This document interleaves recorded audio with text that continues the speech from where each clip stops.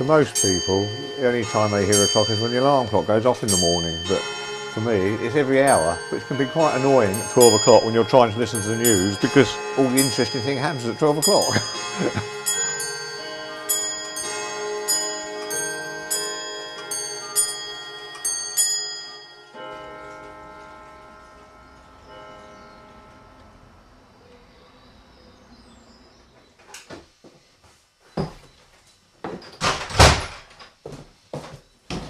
Hi, I'm Bernard Williams.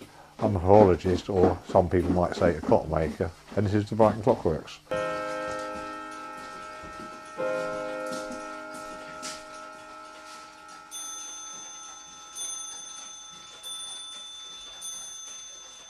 I don't actually make clocks. I make parts of clocks that are broken, but to make a clock wouldn't be financially viable.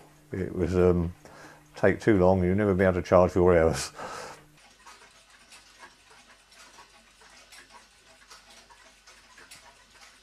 I'm going to start off today with repairing a French clock, which is a common movement imported from France in the late 19th century and before, actually. Many of them were imported, and it's one of the mainstays of my job. What sort of person becomes a clockmaker?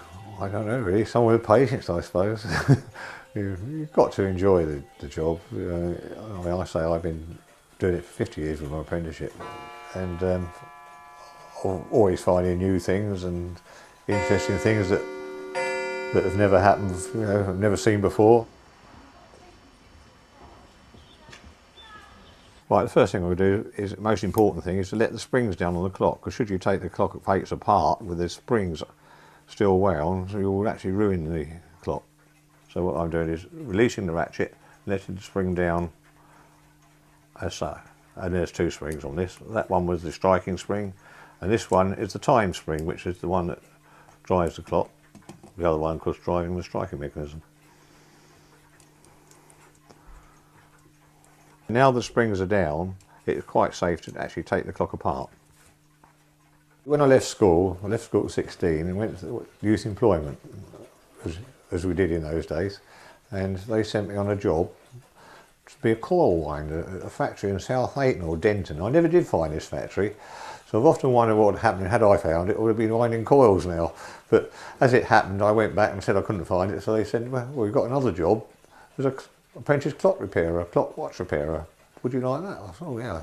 The two people down where I lived were actually watch repairers, so I always thought that was quite a nice job. So from there, I started my apprenticeship.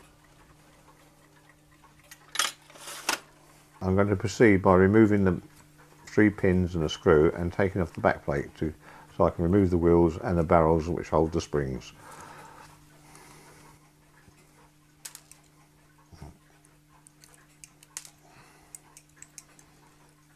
Many things have happened to me over the years. One that comes to mind is when I first started here, I think it was 1963.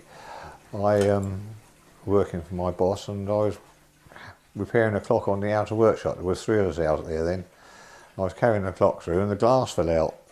And I said, I said to the boss, oh, the glass has fallen out of the clock. Flaming heck, he said, that glass has been there 200 years and you come along. So I didn't think I'd be here long.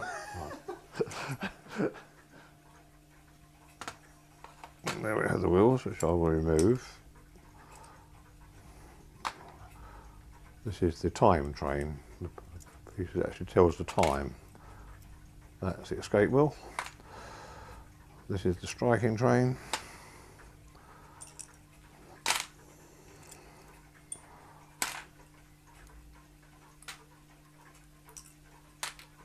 And that's the fly which governs the speed.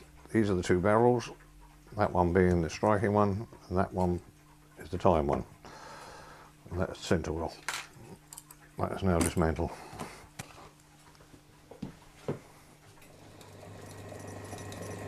Now we're in the back workshop. I've got a bad pivot on this wheel, which I'm going to restore in this lathe.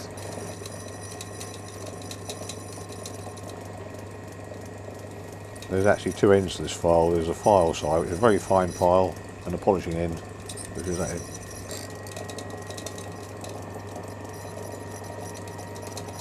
There'll always be clocks to be repaired. All these old clocks are worth money, and they kept becoming more valuable all the time. They always want repair and can always be repaired, but it's a case of are there the people around to do it? I mean, I'm 67 now.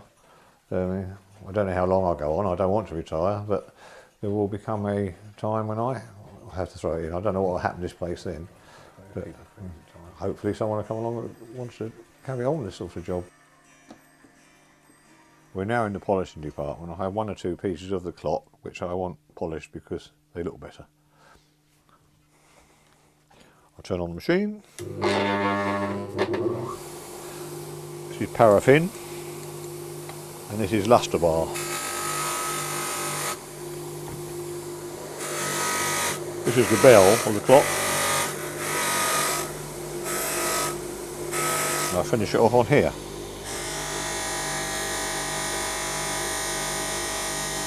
A few people have been in and asked me how they become a clock or watchmaker. I've always said that you know, you start as an apprentice like I did 50 years ago, but apprenticeships are hard to find in this trade now because of health and safety regulations, and we certainly couldn't afford to take one on. But there are various colleges and things which you pay to go to learn the trade. If I didn't like it, I wouldn't be here. I've been doing it so long now, and you know, I mean, I can't imagine not coming to work and doing this job. It's just one of those things I've done more since I was 16, and I just enjoy it. Georgie. I've got 2 clocks at home. One doesn't work. You know, I mean, I like to leave my work behind.